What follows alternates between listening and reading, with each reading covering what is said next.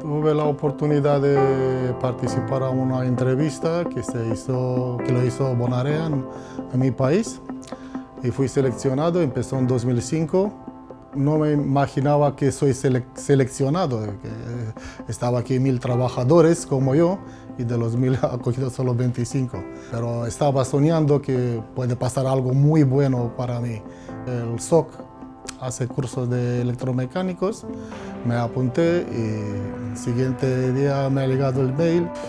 Fue un poco difícil al principio por la imposibilidad de hablar el idioma, pero la gente la ha encontrado muy cariñoso, me ha apoyado, he aprendido de varios trabajadores, de los puntos de trabajo donde ha trabajado. Personalmente, una vez entrado en esto, ya claro, me siento muy orgulloso de mí y muy bien. Sí, me ha dado confianza y seguridad, me ha cambiado, digamos, de 1 a 100, soy al tope, al 100, y fue muy bien tanto para mí como para mi familia.